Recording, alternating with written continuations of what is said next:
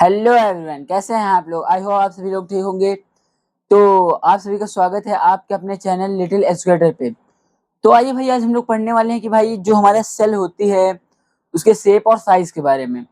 तो हम लोगों ने कल तक की वीडियो में भाई पढ़ लिया था हमारे जो टाइप्स ऑफ सेल। ठीक, तो आइए भाई, आज हम लोग पढ़ने वाले हैं shape and size of cell. तो आइए भाई, एकदम अच्छे तरीके से इसको समझते हैं ताकि कोई भी आपको कंफ्यूजन ना रहे, कोई डाउट ना रहे। तो आइए भाई, एकदम अच्छे तरीके से समझते हैं। सबसे हम पहले हम लोग भाई बात करेंगे शेप ऑफ सेल। तो भाई शेप शेप मतलब आकार। एक जो हमारी जो एक सेल है उसका आकार किस किन चीजों पे डिपेंड करता है और कौन सी सेल है कैसे फंक्शन करती है, कैसा उसका शेप रहता है। तो आइए भाई इसको समझते हैं। ठीक भाई, शेप ऑफ सेल में देखे मैंने एग्जांपल, बहुत से एग्जांपल, जैसे नर्व सेल। अब भाई ये हमारी नर्व सेल है, इसका काम होता है कि हमारी ब्रेन को मैसेज पहुंचाना। जब आपको कोई चुकोटी काटता है, आपको कोई कील चुभती है, तो तुरंत ब्रेन के पास मैसेज पहुंचता है। आप गिर जाते हैं, चोट लग जाती है, तुरंत ब्रेन के पास मैसेज पहुंचता है। तो भाई हमारी जो नर्व सेल है वो इसी वजह से इतनी जल्दी मैसेज पहुंचता है क्योंकि भाई ये बहुत बड़ी होती है। ये साइज में भाई हमारी लार्ज होती है।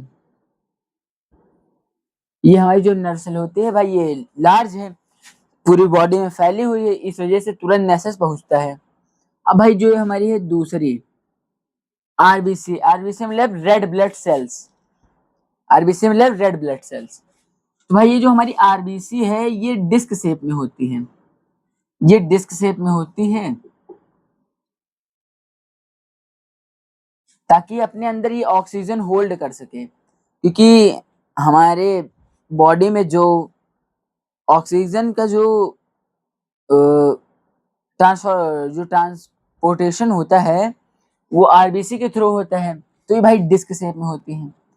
अब हमारी भाई मसल्स मसल्स जो होती है भाई हमारी, ये लंबी भी मतलब ये बड़ी तो होती हैं, लेकिन ये भाई हमारी जो होती हैं कैसी होती हैं, सिलेंड्रिकल शेप में होती हैं। ठीक, ये जो है हमारी वो सिलेंड्रिकल शेप में होती हैं। अब भाई बात आती है हमारी डब्ल्यूबीसी की, व्हाइट ब्लड सेल्स। डब्ल्यूबीसी मतलब व्हाइट ब्लड सेल्स। अब ये भाई कैसी होती है, ये इरेगुलर शेप में होती हैं ताकि हमारी बॉडी के अंदर अगर कोई जर्म्स आ गए हैं, कुछ जर्म्स आ गए तो उनकी तुरंत होल्ड कर सके, पकड़ सके। इस वजह से इसका शेप भाई इरेगुलर होता है।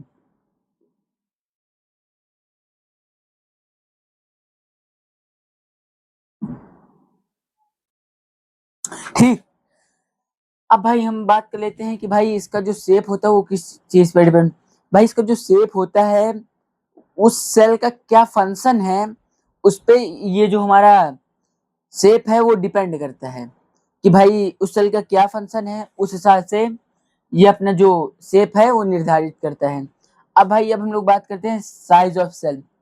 भाई कुछ सेल्स जो होते हैं हमारे वो बहुत छोटे होते हैं, कुछ बहुत बड़े होते हैं, है ना।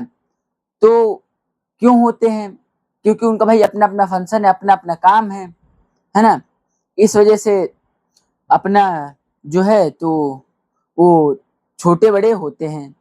तो भाई हमारी जो सबसे छोटी सेल होती है वो भाई होती है माइकोप्लाज्मा। वो हमारी होती है माइकोप्लाज्मा। और जो हमारी भाई सबसे बड़ी सेल होती है वो ऑस्ट्रिच एग, शुतुरमुर्ग का अंडा। लेकिन भाई आपकी एनसीईआरटी बुक में लिखा हुआ, वो लिखा हुआ भाई हेंस एग। ठीक, वैसे भाई होता तो ऑस्ट्रिच एग है, मतलब शुतुरमुर्ग का अंडा, लेकिन जो लिखा गया है वो लिखा है आपकी एनसीईआरटी बुक में मुर्गी का अंडा। तो वैसे अगर आपको इन दोनों में से कोई भी ऑप्शन दिखता है एग्जाम में तो आप टिक कर सकते हैं। भाई ये बात जरूर ध्यान रखिए क्योंकि ये ज्यादातर हमेशा एमसीक्यूज में पूछी जाती है। अब भाई बात आती है हमारे अमीबा की। अब इसके एग्जाम्पल है भाई, हमने ले लिया भाई अमीबा, स्पर्मेटिस, बहुत से हैं। भाई अमीबा, अमीबा भाई जो है ये जो होती है भाई हमारे इरेगुलर शेप में होती है। मतलब इसका शेप जो है वो कोई फिक्स नहीं रहता है। आपने भी पढ़ा है, देखा है, फिगर्स देखेंगे भाई इसका कोई शेप फिक्स नहीं रहता है। ये क्यों ऐसी होती है, क्योंकि इसको अपना फूड कैप्चर करना रहता है, अपने फूड को होल्ड करना रहता है। इस वजह से ये इरेगुलर शेप में होती है। अब भाई अगली बारी हमारी स्पर्म की है ना।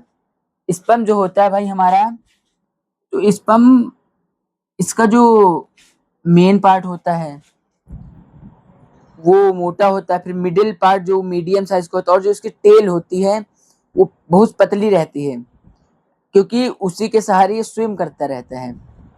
ठीक, तो इस वजह से भाई हमारा जो स्पर्म है वो 3 भाग में बना हुआ होता है। आगे का हिस्सा सबसे मोटा, फिर उससे पतला, फिर उसकी जो टेल होती है बहुत पतली रहती है ताकि वो स्विम कर सके। ठीक भाई, फिर हम अभी तक हम लोगों ने पढ़ लिया shape of cell, size of cell. तो अब आपके मन में एक डाउट होगा, आप हमसे पूछेंगे कि भाई क्या जो हमारी सेल्स होती हैं वो अगर ह्यूमन के लिए वही सेम सेल, और वही हाथी के लिए, तो क्या वो सेम साइज बराबर रहेगा?